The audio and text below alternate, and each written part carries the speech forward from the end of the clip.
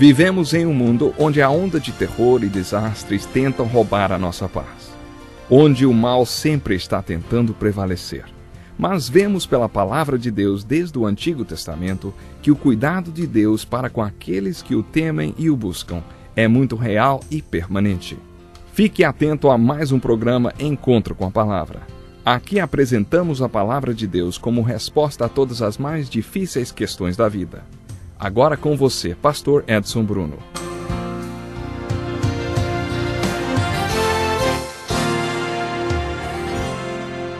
É uma alegria grandíssima poder estar chegando mais uma vez até você através do programa Encontro com a Palavra. Esse programa é parte de um estudo introdutório dos livros da Bíblia. Recentemente iniciamos o estudo dos 27 livros do Novo Testamento. Pegue sua Bíblia, acomode-se e participe conosco. No final do último programa, o assunto era a tentação de Cristo. O capítulo 4 de Mateus relata que Jesus foi para o deserto, onde foi tentado por Satanás. Quando Satanás tentou Jesus, sabia que Jesus estava em jejum havia 40 dias e 40 noites. Algumas pessoas jejuam por 40 dias seguindo um certo padrão. Por exemplo, não comem durante o dia, mas fazem uma refeição ao final dele. Jesus estava jejuando há 40 dias. Isso mostra o limite que o ser humano pode ir sem comida.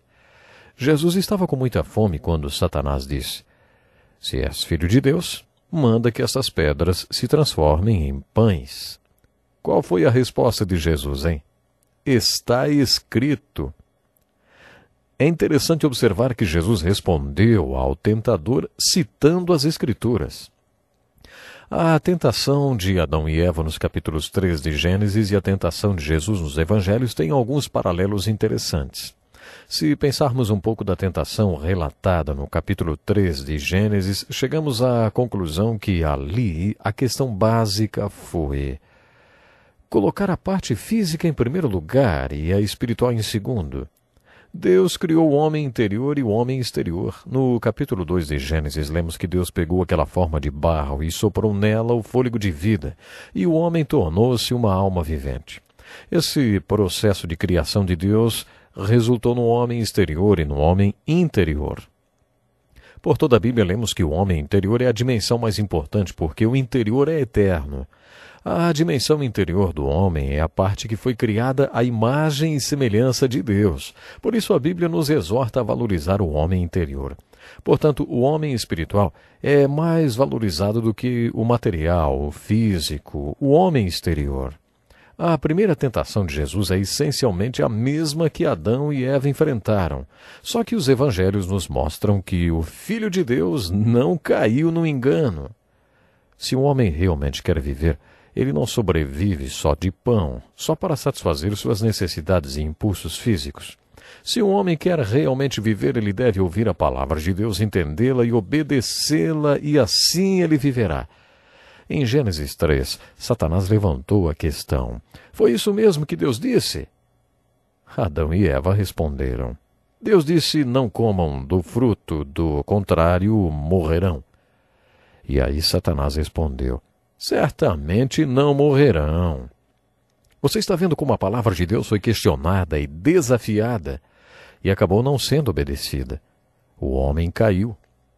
A questão é, se você quer viver, a palavra de Deus mostrará como. É por isso que dizemos que a Bíblia toda trata da questão da vida, e a vida vai ajudar você a entender a Bíblia. Quanto mais você entende a vida, mais entende a Bíblia. A Bíblia ilumina a vida e a vida ilumina a Bíblia. O objetivo da Bíblia é que nós tenhamos vida. Foi assim que Jesus respondeu à primeira tentação. Jesus tinha um desafio, se é que podemos pensar em Jesus tendo um desafio. Afinal de contas, ele tinha nascido de uma mulher, tinha irmãos, vivia num lugarejo chamado Nazaré, e as pessoas o conheciam. E um dia ele acordaria e diria a todos: "Eu sou Deus com vocês. Eu posso parecer homem, mas não sou um simples homem. Eu sou Deus em carne." Suponhamos que um dia seu irmão chegue para você e diga: "Tenho uma notícia sensacional que guardo comigo há 30 anos, mas que agora quero contar para você. Eu sou Deus." Talvez você despencasse em lágrimas e correria até um pastor. O seu irmão ia acabar num hospício e você ficaria lamentando por ele. "Coitado, ele é louco." Pois olha, Jesus enfrentou esse desafio. Como ele contaria para as pessoas que era Deus, hein? Satanás tentou Jesus pela segunda vez assim, ó. Então o diabo levou-o à cidade santa, colocou-o na parte mais alta do templo e lhe disse: se és filho de Deus, joga-te daqui para baixo. Pois está escrito: ele dará ordens a seus anjos a seu respeito e com as mãos eles os segurarão para que você não tropece em alguma pedra. Como você pode perceber, Satanás também cita as Escrituras e Jesus, mais uma vez, responde com as Escrituras. Também está escrito: não põe à prova o Senhor, o seu Deus. Nunca vamos esquecer quando fomos levar nossa filha caçula para o seu primeiro ano na faculdade. Sua intenção era estudar línguas e ela se inscreveu para alemão, francês e hebraico. Enquanto fazíamos sua matrícula, eu pensava: até que não seria má ideia chamar o chefe do departamento de línguas e dizer para ele: essa é a nossa filhinha caçula e gostaríamos de ter uma palavrinha com o senhor sobre ela. Ela não gosta de prova, fica muito nervosa e por isso gostaríamos de pedir que o senhor não aplicasse nenhuma prova nela enquanto estiver estudando por aqui. Vocês acham que ela seria aceita na escola? Agora imagine então se nós disséssemos para ele: olha, nossa filha tem uma facilidade muito grande para línguas. Na verdade, ela já estudou 5 anos alemão e fala muito bem. Inclusive, gostaríamos de aplicar um teste no chefe do departamento de línguas para verificar se ele é bom o suficiente para ser professor dela nesse curso. E agora, hein? Será que ela seria aceita? Jesus estava dizendo para Satanás: quando um homem se matricula na faculdade da fé, não é ele que tem que testar a Deus. Não, ele não tem que testar a Deus. É Deus que vai testá-lo, quando e como quiser, porque é assim que funciona o jogo da fé. De onde tiramos a ideia que podemos testar Deus? Ou que Deus tem que nos provar alguma coisa? Essa foi a essência da segunda tentação de Satanás. Para entendermos como Satanás tentou Jesus pela terceira vez, devemos compreender a mensagem presente em toda a Bíblia. Muitas e muitas vezes essa mensagem pode ser sintetizada em uma frase: Deus em primeiro lugar. Colocar Deus em primeiro lugar não é fácil, mas também não é complicado. Se Deus estiver em primeiro lugar, ninguém mais fica em primeiro. Pronto, simples. Quando Satanás tentou Jesus pela terceira vez, ele atacou justamente essa questão: colocar outra pessoa que não seja Deus em primeiro lugar. Mas, pela terceira vez, Jesus respondeu com as Escrituras, dizendo: está escrito, adore o Senhor, o seu Deus, e só a Ele preste culto. Se você serve a Deus, não pode servir a mais ninguém. O Senhor é meu pastor. Se o Senhor é meu pastor, como outra pessoa vai ser meu pastor também? Será que dá para minha mulher ser o meu pastor? Os meus pais. Se eu for adulto e meus pais disserem: não, você não vai para o campo missionário, nem vai ser pastor. Quem é meu pastor nesse caso? Deus ou os meus pais, hein? Essa questão é enfatizada nos ensinamentos de Jesus. Um exemplo disso é o texto de Lucas, capítulo 14, do versículo 25 a 35. Nesse texto, Jesus está dizendo que devemos colocá-lo em primeiro lugar em nossa vida, que ele deve ser mais precioso do que tudo que possuímos e até mais importante do que nossa própria vida. Esse é o ensinamento de Jesus e foi assim que ele combateu o diabo. Jesus disse: Deus em primeiro lugar, sempre.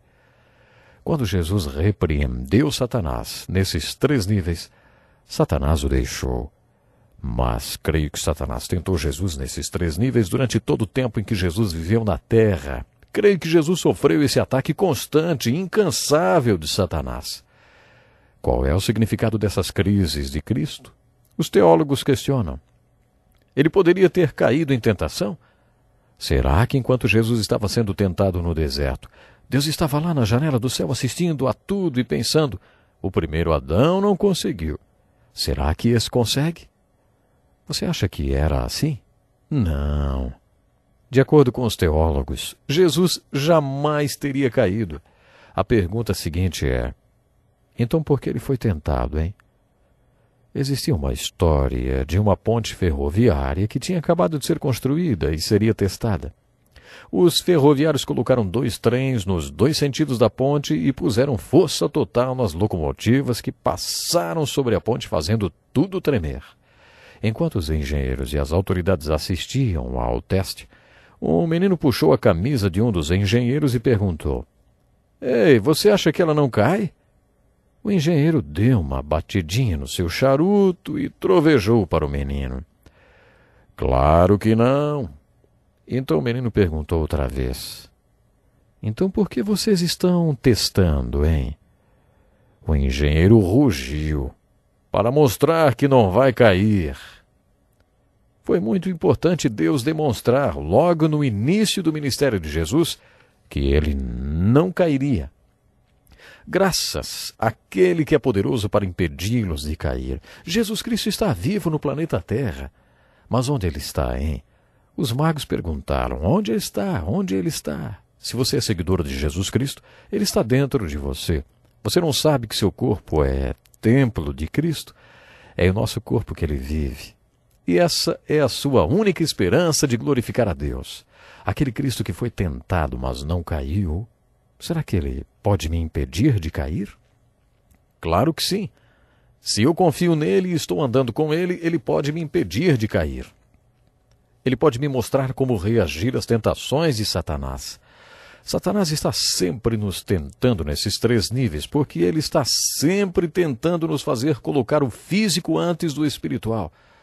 Ele está sempre soprando para nós: não espere que Deus teste você. É você quem tem que testá-lo. Essa é a estratégia de Satanás. Ele diz isso: não espere que Deus teste você. É você quem tem que testá-lo. A terceira tentação nos coloca de cara com o inimigo das nossas almas e do nosso relacionamento com Deus. Deus em primeiro lugar. Não é sua mãe em primeiro lugar, nem sua esposa, ninguém. Também não é a segurança financeira, mas Deus. É nisso que Satanás está sempre nos testando. É assim que Satanás rouba de nós o melhor de Deus. O pior inimigo do melhor é o bom. Se Deus quer que você seja um médico missionário, Satanás não vai tentar você a roubar um banco, não. Ele vai tentar impedir que você vá ao campo missionário, colocando à sua frente uma situação boa. Ele pode soprar pensamentos do tipo: nós também precisamos de um médico muito bom por aqui mesmo. Para que ir ao campo missionário? Fique aqui. Eu tenho que finalizar o programa de hoje, mas deixo com você a seguinte pergunta: você já colocou Jesus em primeiro lugar na sua vida? Ele quer ser o primeiro lugar da sua vida. No próximo programa continuaremos nosso estudo sobre o Evangelho de Mateus. Até lá. Que lição importantíssima. Obrigado, Pastor Edson Bruno. Prezado ouvinte, coloque em prática o que você ouviu aqui. Sem dúvida, sua vida será grandemente abençoada. Este é um estudo escrito pelo Dr. Dick Woodward, na voz do Pastor Edson Bruno. Escreva-nos e solicite o material.